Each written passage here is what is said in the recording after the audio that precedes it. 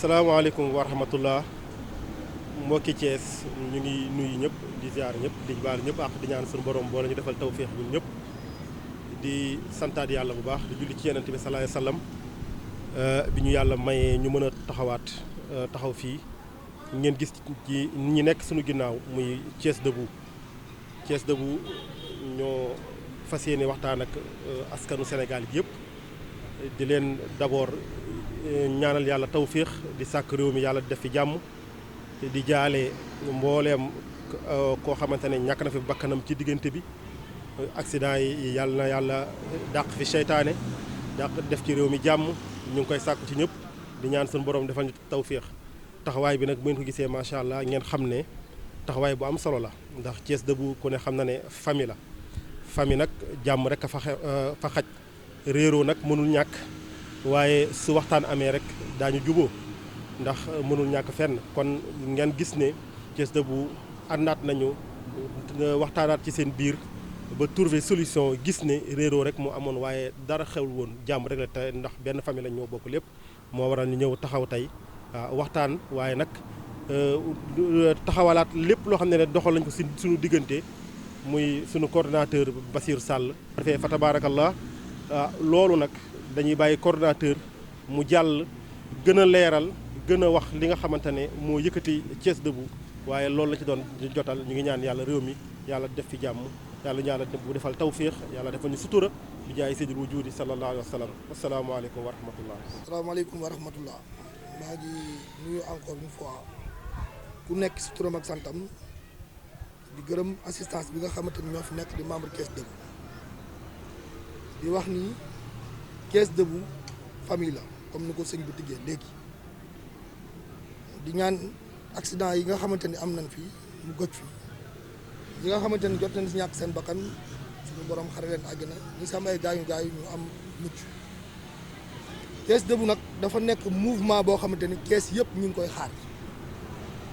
mouvement bu judd si période contexte électoral muy élection locale am ñu fi nekkoon def fi 20 ans de règne population bi kontaanuñu seen doxalin mu taxaw ni duñu nangu ñu leen di tegaat suñu kanam ñu xeex loolu ba suñu borom may ñu si ndam aujourd'hui li xew Thiès ñëpp xam nañ ko ñu ngi préparer la venue de son excellence muy président de la république ñun ñaa ngi préparer nag ñii di defar ay tali ñii di bale ñii di kii extra c'est bien beau mais dafa jot pour ñu xamal président de la république ni ko à Thiès doxul comme ni ñu ko yaakaaree loolu ñun dañ ko war a wax parce que dañoo bokk ci njaboot am fitu wax ko parce que askan bi rek moo ñu ñor ndax li composé Thiès Debout mooy ñi nga xamante ni dañoo jël presque seen appartenance politique tegee ko de côté sol mbubu intérêt Thiès waay loolu rek moo ñu ñor du leneen ba tax na su ñëwee bëgg nañ ko wax li nga xamante ni moo fi nekk ak li nga xamante ni moom la nit ñi di wax ci suuf taw nit ñi waxuñu ko ci kaw parce que ñi nga xamante ni seen intérêt crypto personnel rek moo leen tax a jóg duñu nangoo wax li nga xamante ni mooy mbëbëtu askan bi ci kaw waaye dañuy ruumalaat ñun nag nga xamante ni population bi dañu yaakaar giital ñu dinañ wax mbëbëtu askan bi ci kaw suñu ñu ko nangulee suñu ñu ko nangulul dinañ taxaw accueillir ko par des brassards rouges pour ñu xam ni kat du ñëpp a kontaan am na ñoo xamante ni seen kontaan te des ndax Thiès dafa bokkoon ci dëkk yi gënoon avancé Thiès dafa bokkoon ci dëkk yi nit ñi gën a yaakaar mais aujourd'hui ñëpp xam nañ ni relance économique am dellu na ginnaaw sooxee na ci lu bëri bëri mais chemin de fer mi ngi fi mi ngi doon dox doxatul NSTS mi ngi fi mi ngi doon dox doxatul FTT mi ngi fi mi ngi doon dox doxatul emploi yi nga xamante ni sax ñu ngi koy xaar ci yenn structure yi nga xamante dafa nekk Thiès ñu mën lay AIBD ak yeneen ñooñu sax loolu dafa xaw a des te Thiès waay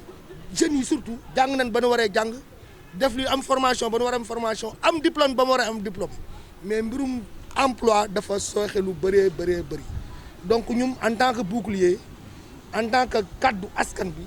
dañuy taxaw def alerte au président de la république pour xamal ni ko ñun Thiès waay kat ñi nga xamante ni dénk nañ seen baat dinañ taxaw ni ko monsieur le président lii doxul lii doxul lii doxul li nga jot a def gis nañ ko waaye na nga dolli waaw 2019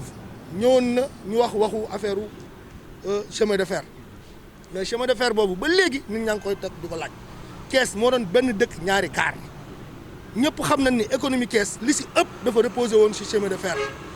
xaalis bi di circuler revenu di dox mais loolu bi mu taxawee ba léegi Thiès waaye dañ ko sentir donc loolu aussi ñu ngi koy wax ni ko na mu ko waxee woon defoon promesse 2019 ak léegi ñi ngi xaar loolu ba léegi pour mu réaliser ko donc loolu lañ amoon gàttal di wax ñu ngi koy xaar de pied ferme pour am ay kàddu yoo xamante ne war na ko wax donc loolu mooy wàllu le mouvement Thiès Debout est né dans un contexte purement politique pour dire non aux 20 ans de règne du parti Rewmi dans les gouvernances locales. Après un dur combat, la voix de la population a enfin triomphé. Thiès Debout est essentiellement composé de jeunes, de femmes et d'hommes de valeur qui ont mis à côté leur appartenance politique